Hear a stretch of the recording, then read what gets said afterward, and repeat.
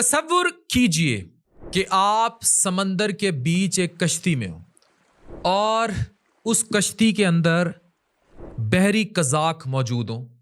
وہ آپ کے سامنے لوگوں کو پکڑ کر ان کے ہتھوڑے مار رہے ہوں سر پر، اور اس کے بعد ان کی آنکھیں نکالی جا رہی ہوں اور آپ کے سامنے ان کو سمندر میں پھینکا جا رہا ہو، اور پتا ہو کہ اگلا وکٹم آپ ہوں گے. آپ کے سر پر ہتھوڑے مارے جائیں گے، آنکھیں نکال دی جائیں گی اور پھر سمندر میں پھینک دیا جائے گا. تو آپ کی آنکھوں کے سامنے اس ٹائم کون سا منظر چل رہا ہوگا؟ آپ کے بچے، آپ کے والدین، آپ کا پیار، آپ کی بیگم، جن کو آپ چھوڑ کر اس دنیا سے ایک ان نون جگہ پر ڈوبنے لگے ہیں. ہم نے بھی بچنا نہیں ہے. اگر تم میں سے کوئی بچ جائے اور پاکستان جائے تو میرے بچوں کے سر پر پیار کرے، انہیں بتانا کہ تمہارے باپ کی قبر نہیں ہے کیونکہ اسے سمندر میں پھینک دیا گیا تھا. بس اس کے لیے ویسے ہی دعا کر دیا کرنا. یہ انتہائی دردناک الفاظ ہیں. ایک کشتی گھری ہوئی ہے مراکش کے قریب ساحلوں میں، سمندر میں، اور اس کے اوپر بحری قزاق 4 بندے پکڑتے ہیں اور ایک بندہ ہتھوڑے مارتا ہے سر پہ اور اس کے بعد سمندر میں پھینک دیا جاتا ہے. یہ الفاظ 22 سالہ عاقب کے تھے جس کی لاش اب مراکش کے اسپتال میں موجود ہے. کہا گیا کہ کشتی ڈوب گئی، تارکین وطن ہلاک، لیکن زندہ بچ جانے والوں نے دردناک کہانیاں سنائی. یہ کشتی ڈوبی نہیں بلکہ 50 لوگوں کو افریقن لوگوں نے، کالوں نے ہتھوڑے مار مار آنکھیں نکال نکال سمندر میں پھینک دیا. جو لڑ سکتے تھے لڑے، پھر منتیں کی، پاؤں پڑے اور پیسے دینے کی بھی پیشکش کی، لیکن ان کالے قزاقوں نے نہیں سنی.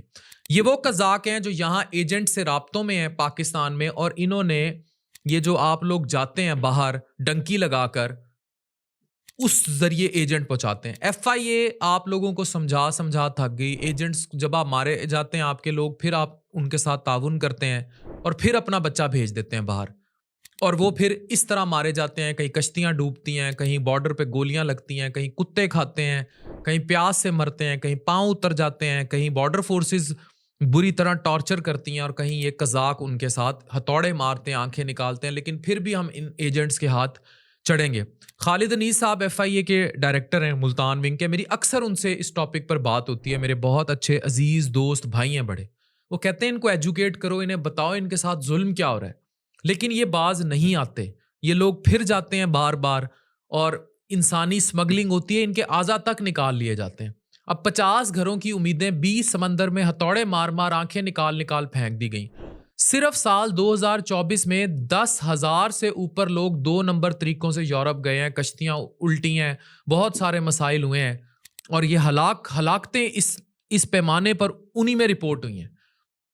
کتنے ماں باپ، بچوں کے پیارے، بیویاں یہاں اپنی کوئی منگیتر چھوڑ کے گیا ہے. یورپ، لالچ، سپنے. ماننا کہ غربت ہے، لیکن ملک کے حالات اتنے خراب تو نہیں کہ آپ اپنی زندگی برباد کر دیں. اور ان سے سیکھیں جو ای کامرس اور آن لائن. میں پھر حکومت کو کہوں گا کہ آئی ٹی انڈسٹری کو ویلکم کرے، وہ ویلکم کریں اور آن لائن طریقے سے لوگوں کو باہر سے پیسے یہاں لانا سکھائیں.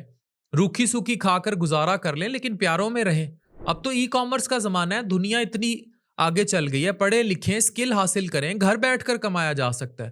اتنی تکلیف دہ اذیت سے گزرنے کی کیا ضرورت ہے؟